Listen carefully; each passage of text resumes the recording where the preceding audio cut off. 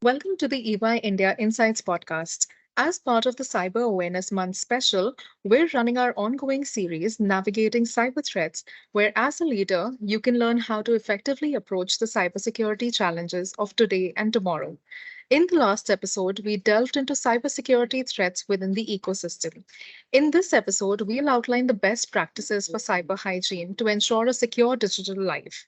I'm your host, Taranum, and our guest for today is Rupak Ganguly, Cybersecurity Consulting Director at EY India. Rupak comes with 10 years of extensive experience in delivering technology consulting services and valuable expertise to clients across sectors and geographies. He leads EY India's East Cybersecurity account and is responsible in providing strategic leadership and management. His expertise includes IT risk advisory, data privacy, cyber program maturity, risk assessments, and cyber threat intelligence. Welcome to our podcast, Rupak. It's a pleasure to have you. Thanks, Tarannum. Diving straight into it, Rupak, what, in your opinion, is cyber hygiene, and why do you think is it increasingly important in today's digital world?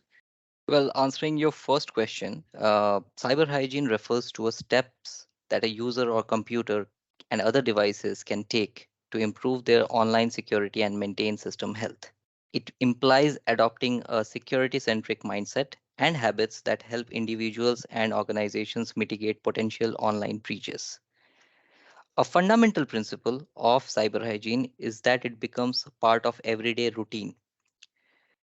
On your next part, why is it important? Because it can prevent cyber criminals from causing security breaches, installing malwares, and stealing personal or confidential information from our online devices. Thank you for setting that context for us.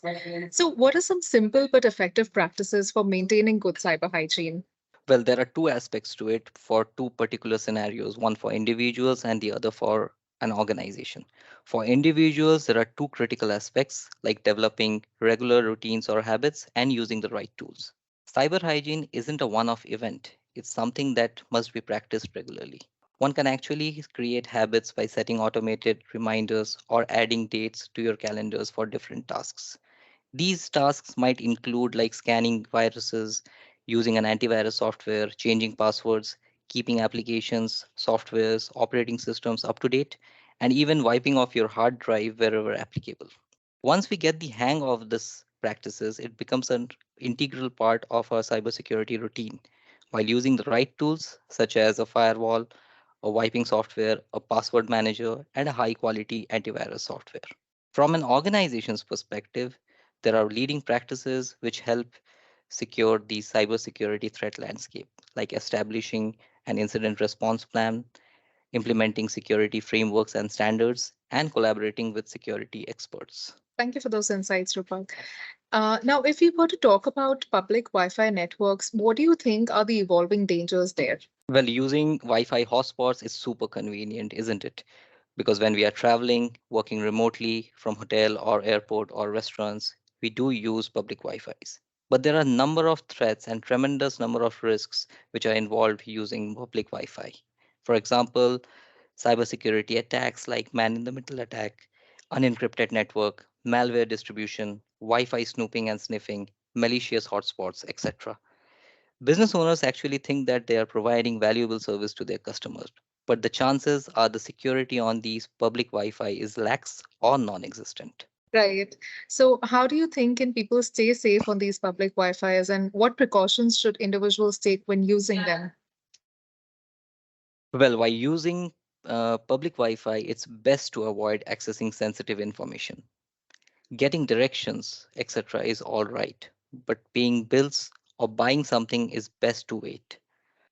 A great way to minimize the security risk is to add an extra layer of security by using a virtual private network bought from a trusted provider to ensure our data is safe. Sticking to HTTPS websites makes our browsing more secure.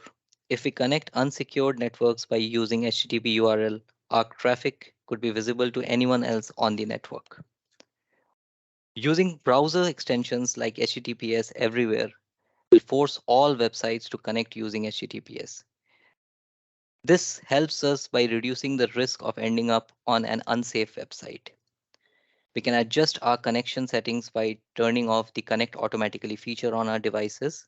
so that it doesn't auto connect and search for known Wi Fi networks. Using a privacy screen to prevent fraudsters from being able to see or photograph any of our information in public areas. Turning off file sharing while accessing over public Wi Fi is also important, as open file sharing will also allow the hackers to access our folders without permission. Use of two factor authentication to prevent cyber snoops gaining access to our passwords or credentials. It is critical to keep our operating system up to date with the latest security patches. And most importantly, once we are done with browsing over public Wi Fi, one should always remember to log out and forget network in order to prevent automatic reconnect without our permission. Thank you for touching upon that in such detail, Rupak.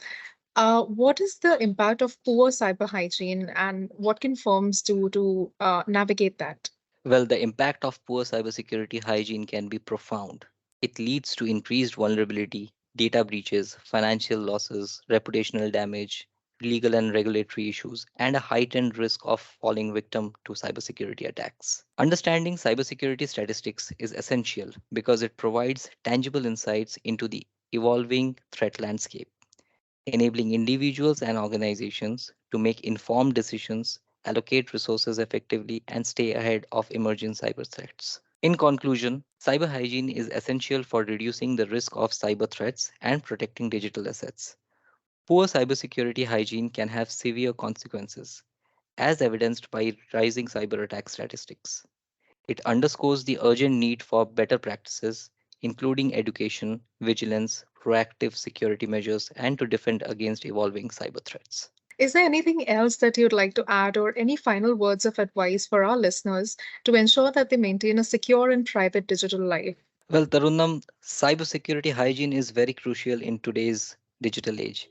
Our interconnected world, driven by the internet and digital devices, present both the opportunities and risks.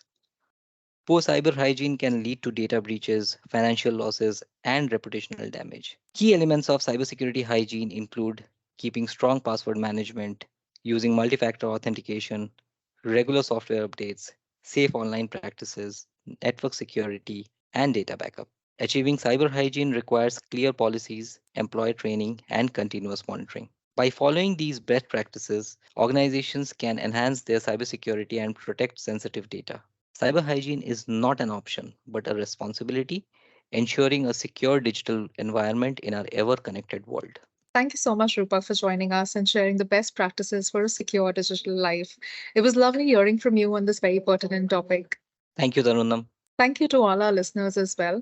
If you have any feedback for today's episode or questions for us, please do feel free to share it on our website or email us at markets.eyindia@in.ey.com. Until next time, I'm Taranum, and this is a Cybersecurity Month Awareness special podcast series by EY India. Thank you for listening in.